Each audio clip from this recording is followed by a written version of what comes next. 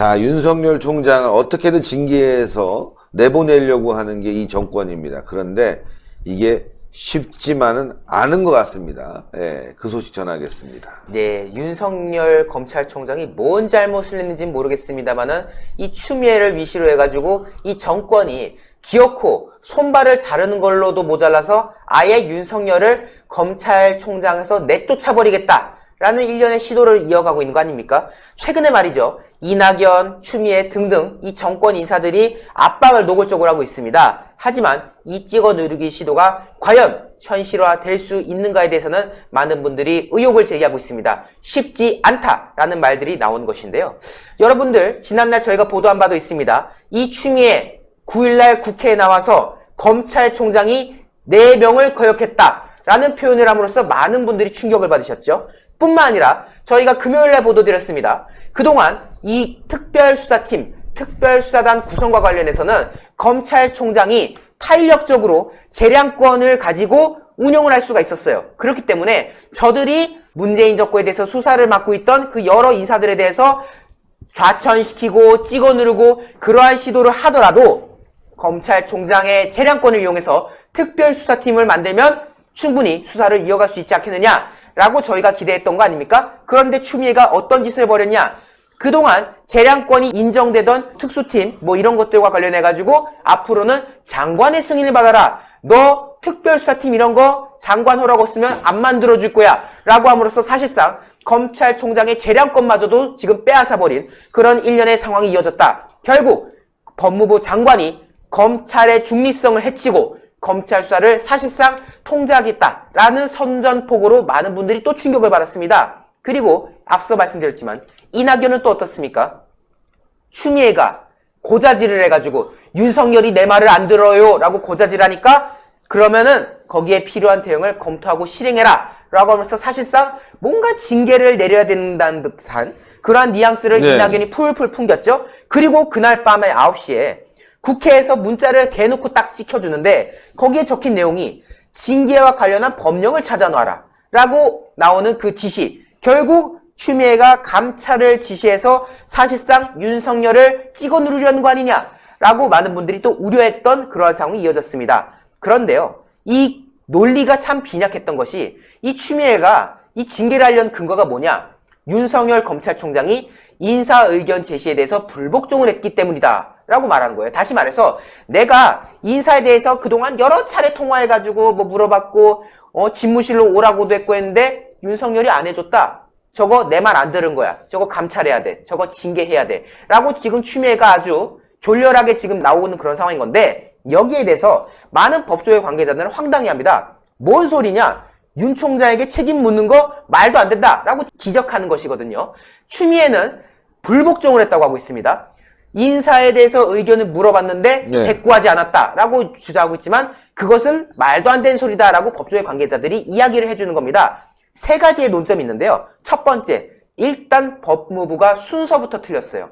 원래는 상급 기관이 법무부에서 인사안을 이제 딱 해가지고 이제 검찰에 줍니다. 그러면은 검찰이 그걸 보고 이제 의견을 묻는 거거든요. 그런데 이번에 어떤 인사 조치가 이루어졌냐?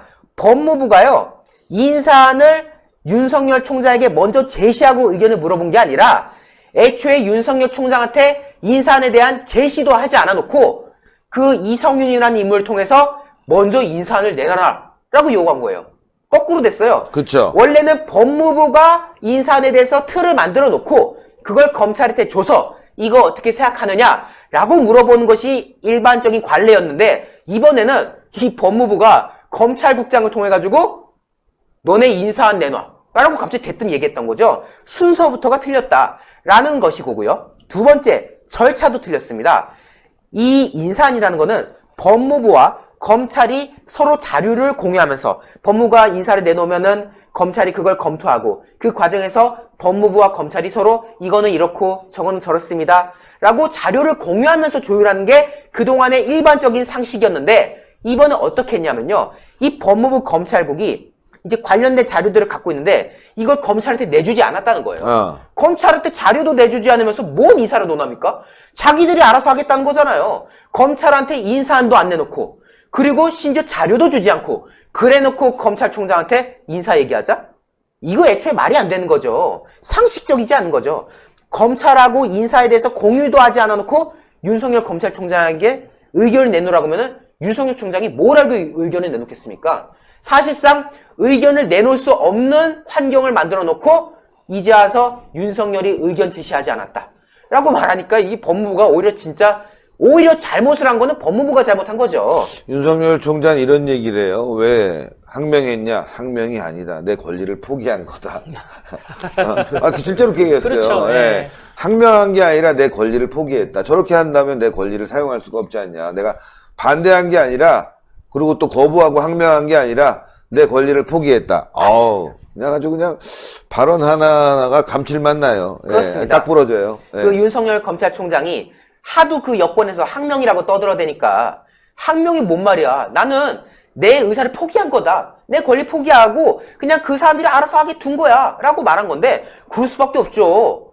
아무런 자료도 주지 않고 이 사안에 대해서 법무부가 일체 자료도 주지 않으면서 의견을 물으라고 하니까 검찰총장 입장에서는 할 말이 없지 않습니까?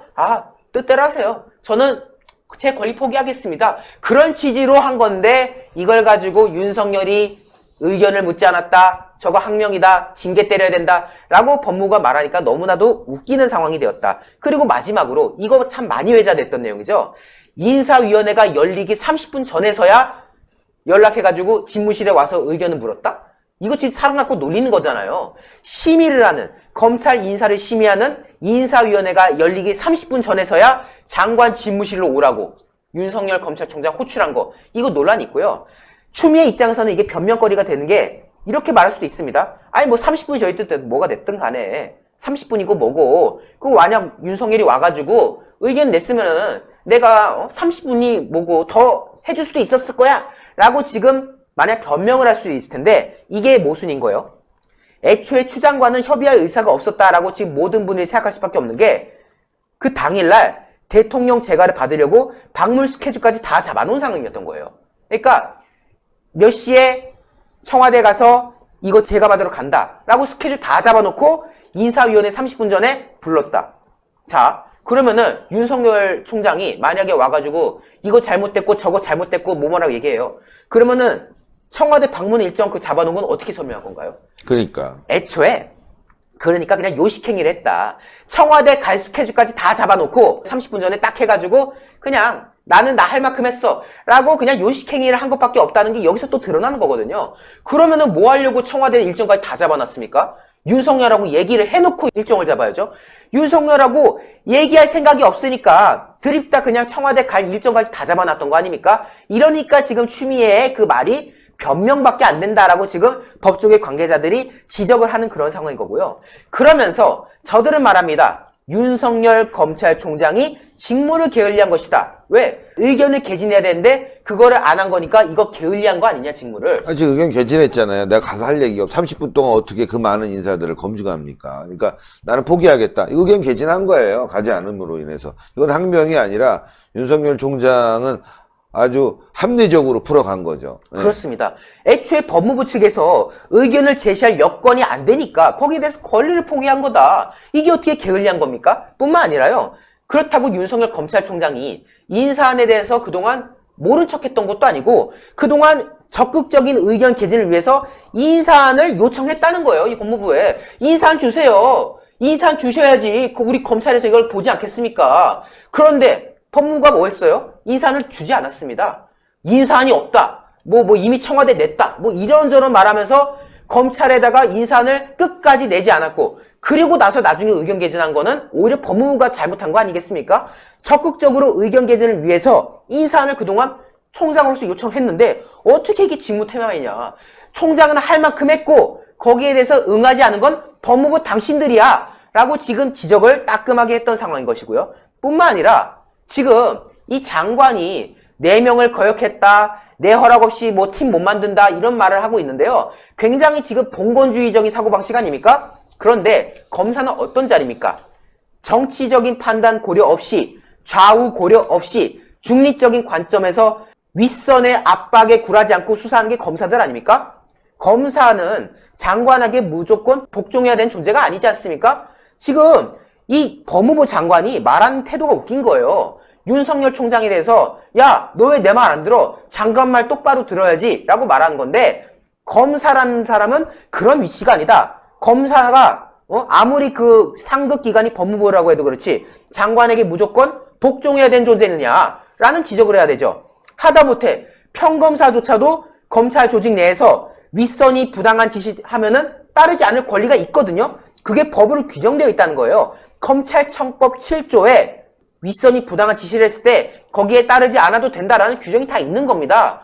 법적으로 검사는 권리가 보장되어 있는 거예요. 잘못된 지시에 대해서는 따르지 않을 권한이 있는 것이 검사들인 건데, 그런데 장관이 내 말 안 들었으니까 징계한다? 그 자체가 애초에 모순일 수밖에 없다. 결국 징계 시도가 먹히지 않을 수밖에 없는 그런 상황을 지금 추미애와 이 집권 세력들이 강행 처리하려고 했다라는 것이 만천하에 드러나고 있습니다. 예, 하여튼 윤석열 총장 끝까지 자리를 지키면서 문재인의 이 3대 게이트 다 밝히고 말이죠. 국민 앞에 소상하게 드러내놓은 다음에 문재인이 꼭 처벌돼야 될 것 같습니다. 이 정권의 심판을 꼭 받아야 됩니다. 그러기 위해서는요, 이번 총선 꼭 승리해야 됩니다. 신의 한 수의 구독, 좋아요, 알림 방법입니다.